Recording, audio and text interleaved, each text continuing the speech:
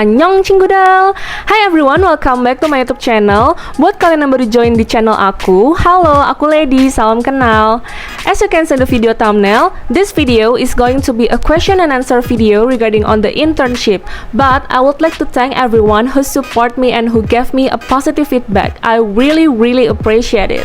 Dan aku mau kasih lihat ke kalian positive feedback yang aku dapetin dari salah satu subscriber aku. Aku sangat-sangat berterima kasih sama kamu karena positive feedback kamu ini membuat aku makin semangat bikin video yang menarik dan bermanfaat lainnya. Oke, kenapa aku bikin video Q&A ini? Jadi, pertama kali aku upload video aku terkait dengan pengalaman aku magang di Bank Indonesia. Ternyata ada beberapa yang antusias dan bertanya-tanya terkait magang tersebut. Dan pas aku upload video aku yang kedua, yaitu pengalaman aku magang di OJK, surprisingly ternyata lumayan banyak yang penasaran dan pengen tahu gimana sih magang di OJK. So aku berinisiatif untuk membuat Q&A video ini untuk meminimalisir repetition questions dan untuk membagikan ke semua teman-teman yang masih penasaran terkait magang di BI maupun di OJK. So if you want to know more, just keep on watching. Langsung aja ke pertanyaan yang pertama. Ini ada pertanyaan dari Melita. Assalamualaikum, halo kak, perkenalkan nama aku Melita yang komen di YouTube kakak. Aku mau nanya-nanya mengenai magang di OJK kak. Aku saat ini sedang semester 7 dan sudah magang juga sampai 6 bulan ke depan. Aku mau nanya, apa boleh dan bisa jika aku mendaftar magang lagi di OJK? Atau apakah bisa sekitar semester 8 nanti aku mendaftarkan magang di OJK? Terima kasih banyak kak. Wah keren banget nih Melita, udah magang, mau magang lagi, good job. Jadi jawabannya bisa banget. Kamu bisa banget untuk magang lagi setelah magang di tempat yang sebelumnya, apalagi di OJK. Tapi perlu diingat bahwa jangan sampai kamu daftar di OJK itu setelah daftar sidang. Aku saranin untuk daftarnya itu di akhir semester 7 ataupun di awal semester 8. Jadi jangan sampai berdekatan dengan jadwal daftar sidang maupun sidangnya itu sendiri. Sebisa mungkin untuk jadwal pelaksanaan magangnya itu jauh-jauh hari sebelum daftar sidangnya. Good luck! Untuk pertanyaan selanjutnya, ini masih dari Melita. Untuk surat keterangannya, kakak buatnya pas semester 8 juga atau dari semester 7 kak? Magangnya itu bisa milih jangka waktunya ya kak? Di BI juga gitu kah kak? Untuk surat keterangan atau surat permohonan magang dari kampus ini, itu aku buatnya 2 bulan sebelum pelaksanaan magang yang aku mau. Misalnya aku mau di bulan Februari, berarti aku bikin sekitar bulan Desember. Untuk jangka waktunya bisa banget pilih, tapi range-nya di antara 1 bulan, 2 bulan, atau 3 bulan. Itu waktu tahun 2017 ya. Tapi kalau untuk sekarang aku kurang tahu, mungkin kamu bisa tulis aja minimal 1 bulan atau sekitar 2 bulan. Kalau untuk lebih dari itu, mungkin kamu bisa datang langsung ke BI-nya untuk dapetin info yang terkini atau bisa telepon di hotline BI-nya. Oke, pertanyaan yang kedua. Assalamualaikum warahmatullahi wabarakatuh. Selamat pagi kak, nama saya Anita yang kemarin komen di video kakak. Saya sekarang semester 5. Sebelumnya maaf jika saya mengganggu waktu kakak. Saya di sini untuk bertanya kak. Kemarin saya sudah mencoba meminta ke kampus untuk dibuatkan surat izin magang di OJK. Karena di fakultas saya belum ada yang pernah magang di OJK, jadi Kajur minta contoh suratnya. Saya bingung mau kasih contoh suratnya seperti apa, karena di web OJK juga tidak menyediakan contoh format surat izin magang. Saya harap kakak bisa membantu. Oke Anita, untuk surat pengantar kampus, formatnya itu sebenarnya bebas untuk kata-katanya. Tapi in general untuk isinya itu sama, yaitu untuk memohon mahasiswanya bisa magang atau PKL di tempat atau di perusahaan tersebut. Mungkin formatnya itu yang pertama yang jelas seperti surat, tanggal, lalu kepada siapa, dan alamatnya. Untuk alamat bisa disesuaikan. Kalau kamu mau ikut yang di pusat, berarti alamatnya ada di Wisma Mulia Kuningan, dan untuk di daerah masing-masing bisa dilihat di website OJK.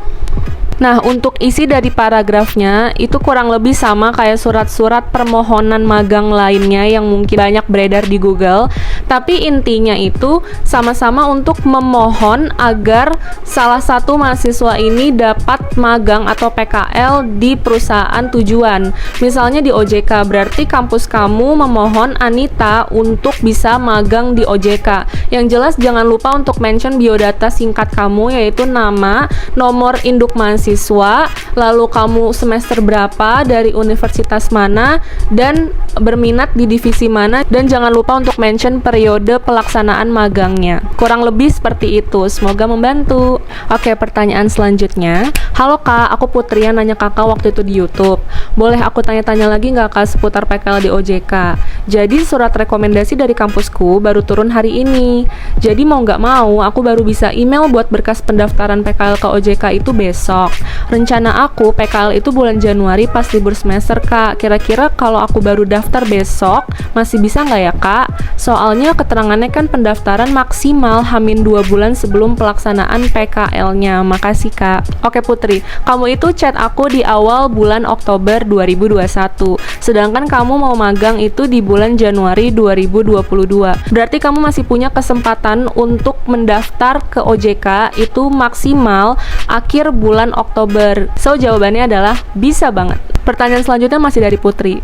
Kak, maaf mau tanya lagi. Kalau buat pilihan mau di bagian apanya, itu bisa pilih dua nggak Kak? Misalkan di perbankan sama di pasar modal. Atau cuma bisa satu aja Kak? Soalnya aku cari-cari ketentuannya nggak nemu. Boleh diisi berapanya Kak? Nah, untuk ketentuan pengisian divisi, itu waktu tahun 2018 aku isi dua. Jadi yang pertama itu yang utama dan yang kedua itu cadangan. Takutnya di divisi utama yang kamu mau itu penuh atau memang lagi nggak buka untuk anak magang. Jadi kamu boleh isi dua ya. Selanjutnya, Assalamualaikum Kak, aku kan lihat video kakak di YouTube tentang magang di OJK. Aku mau nanya-nanya buat surat magang di OJK itu nama, tempat, alamat, sama nomor telepon perusahaannya lihat di mana ya Kak? Kalau kamu mau magang di OJK, kamu bisa banget buka websitenya di ojk.go.id. Nanti di sana akan ada alamat dari tiap cabang OJK dan juga nomor teleponnya. Untuk pertanyaan selanjutnya masih dari orang yang sama. Kak, kalau formulirnya itu diketik atau tulis tangan ya? Untuk formulir OJK itu disediakan oleh OJK-nya sendiri dan kalian bisa download formulir tersebut di website ojk.go.id bagian visit OJK. Pertanyaan selanjutnya, hai Kak, salam kenal, aku tahu Kakak dari YouTube. Kakak pernah magang di Bank BI bukan? Aku boleh lihat contoh proposal Kakak nggak ya? Sebelumnya untuk proposal, aku di BI itu nggak bikin proposal, tapi aku bikin proposal untuk OJK. Nah, untuk tahun ini di 2021, aku kurang tahu apakah memang BI mengharuskan calon mahasiswa yang mau magang di BI itu membuat proposal atau enggak. Yang jelas, waktu aku magang di tahun 2017, itu aku nggak pakai proposal. Oke, next question. Halo Kak, kenalin aku Syifa. Aku tahu Kakak dari YouTube. Jadi aku mau nanya sedikit tentang magang di OJK nih Kak. Kalau boleh tahu, berdasarkan pengalaman Kakak, kerjaan atau tugas apa aja yang dilakukan anak magang di sana ya Kak? Apakah dia itu butuh skill tertentu atau enggak? Kebetulan aku sekarang semester 3 dari jurusan akuntansi dan pengen coba apply gitu untuk magang. Terima kasih Kak Ledira. Based on my experience, magang di BI maupun di OJK itu semuanya kerjaannya merujuk ke clerical task. Misalnya validasi dokumen, ngecek dokumen mana yang belum ditandatangan atasan, terus kita minta tanda tangan atasan, belajar untuk review laporan keuangan, input data ke sistem, dan lain sebagainya.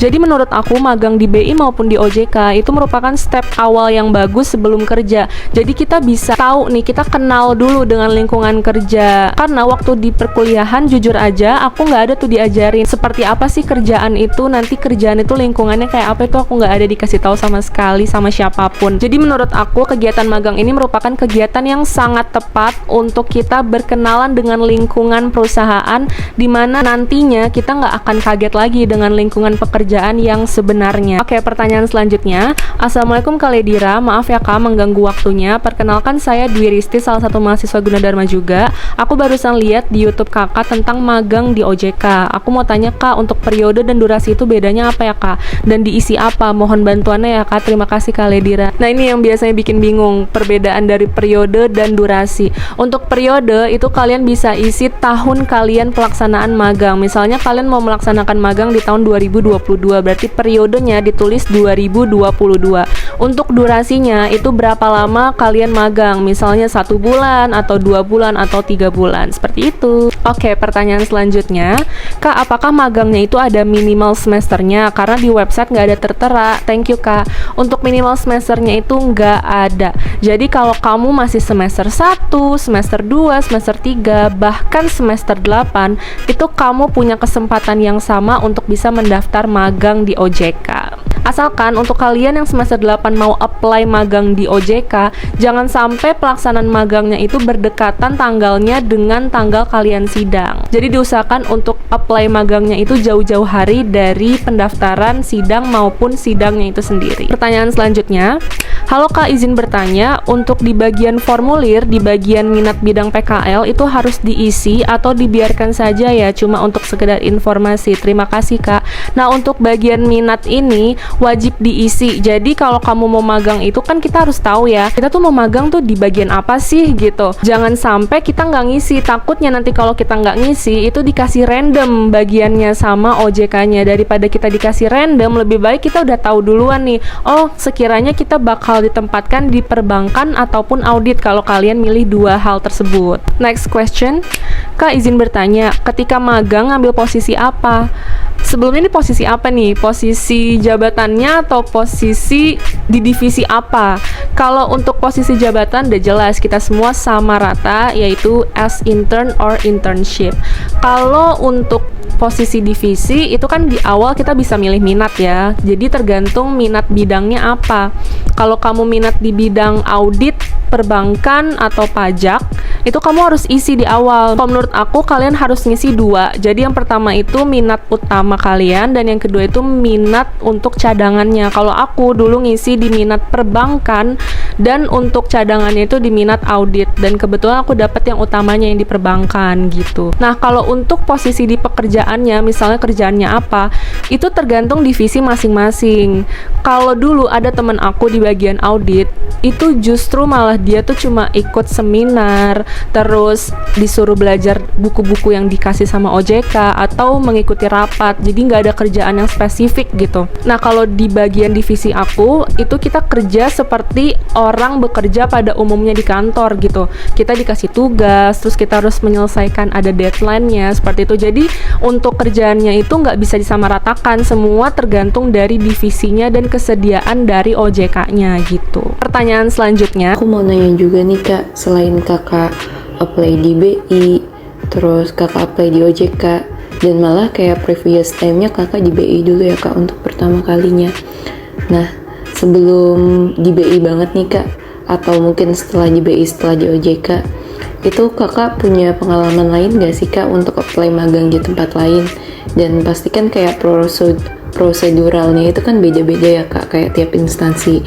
Tapi kayak general tipsnya itu apa sih Kak, kalau kakak take conclusion dari semua permagangan, semua per-applyan itu, syarat kita secara formalitas, secara attitude, secara culture perusahaannya, itu mungkin ya nanti kalau misalnya ada kesamaan bisa disampaikan secara general, tapi kalau misalnya emang variatif beda-beda, aku juga mohon insight-nya ya Kak. BTW makasih banget. kalau pengalaman magang aku sebelum di BI maupun setelah di OJK itu aku nggak ada. Jadi aku cuma punya 2 pengalaman magang, yaitu di BI dan OJK.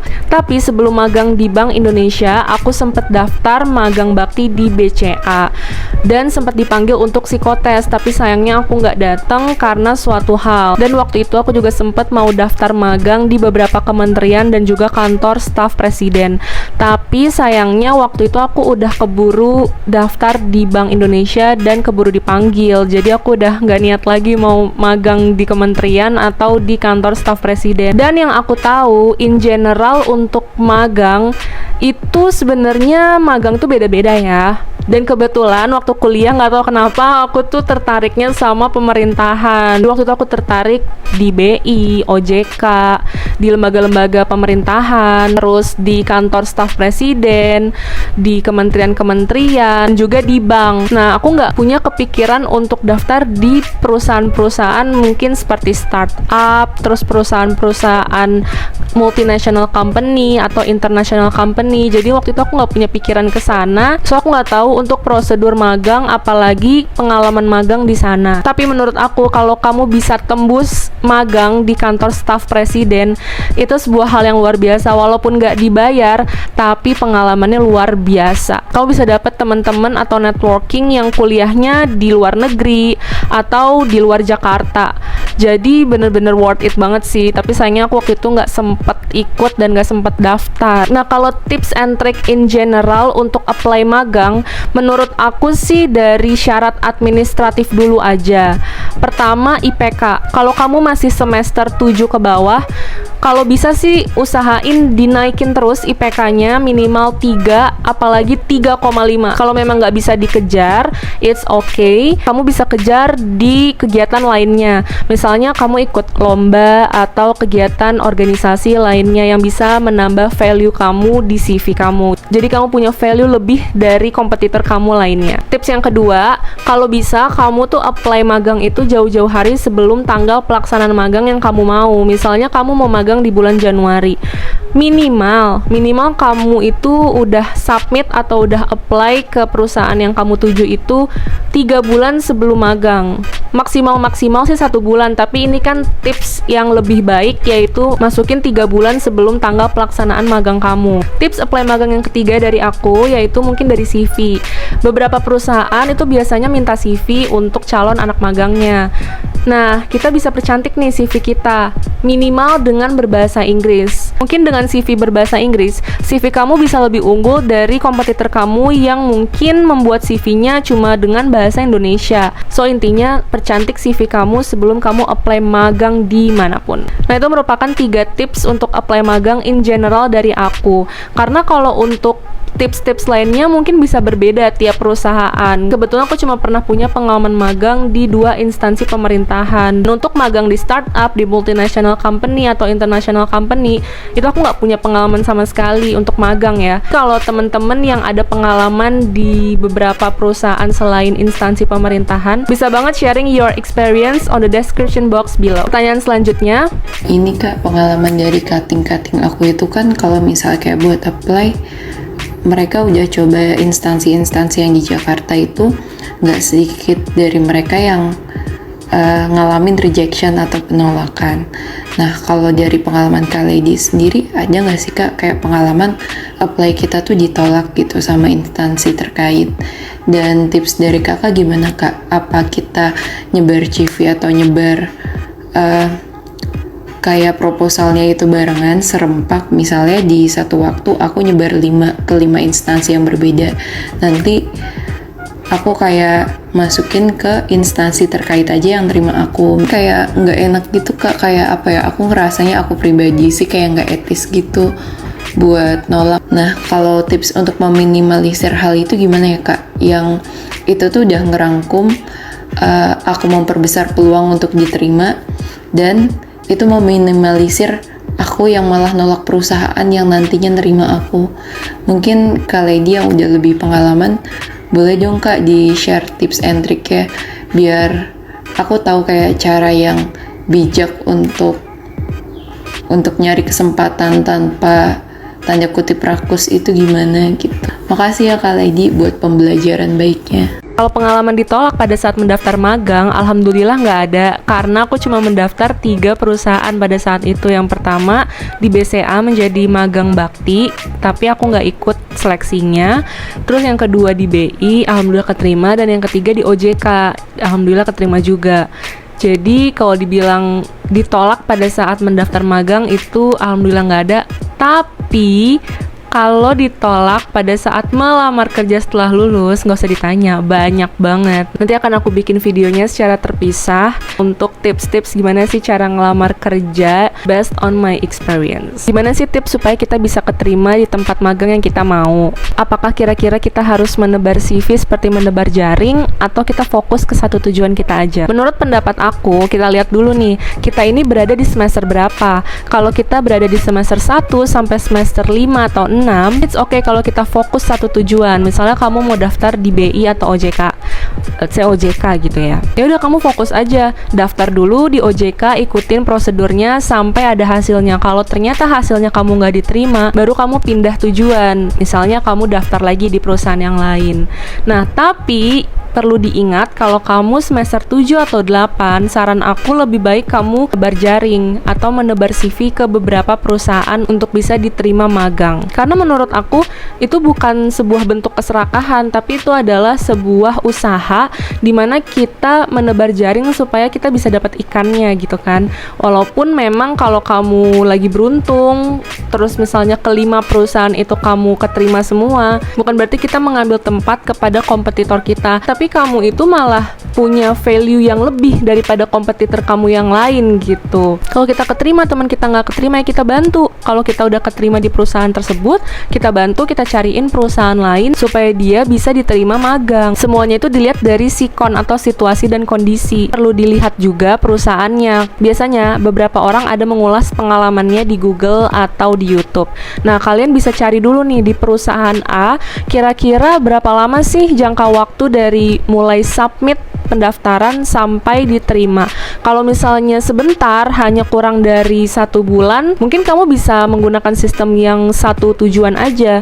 Tapi kalau ternyata berdasarkan pengalaman orang-orang, jangka waktunya sangat panjang, bisa sampai hampir 6 bulan baru diterima. Nah, itu kamu bisa pakai sistem tebar jaring. Jadi kamu kalau misalnya mau reject pun juga nggak merasa bersalah, karena memang hasilnya itu lama gitu. Untuk menggunakan sistem tebar jaring itu perlu dilihat faktor-faktor lainnya. Pertama, faktor dari semester kamu udah semester berapa. Kalau udah semester 7 atau 8, lebih baik menggunakan sistem seperti itu, karena takutnya kalau memang nanti kelamaan malah kamu yang nggak dapat magang gitu. Tapi kalau kamu udah semester 7 atau 8 dan udah lihat pengalaman-pengalaman orang di perusahaan-perusahaan yang kamu mau magang, dan ternyata hasilnya sebentar gitu, cuma 1 bulan atau malah kurang dari 1 bulan, itu mendingan kamu pakai yang satu tujuan. Semuanya kembali lagi kepada kalian masing-masing. Apakah magang ini memang sangat diperlukan di semester itu, atau memang kamu masih bisa di semester-semester lainnya. Kalau misalnya sangat-sangat diperlukan pada semester itu, ya lebih baik menggunakan sistem tebar jaring. So that's all. Sekian Q&A terkait magang pada video kali ini. Kalau kalian punya saran untuk aku ngebahas video apa lagi, boleh banget komen di bawah atau DM aku ke Instagram @ledyra LEDHYRA, dan jangan ragu untuk bertanya kalau kalian masih kurang paham atas penjelasan aku. Semoga penjelasan-penjelasan aku bermanfaat bagi kalian, dan jangan lupa subscribe channel aku Ledyra Permata Diori dan follow Instagram aku @ledyra LEDHYRA supaya kalian gak ketinggalan informasi-informasi menarik dan bermanfaat lainnya. So, annyeong 친구들.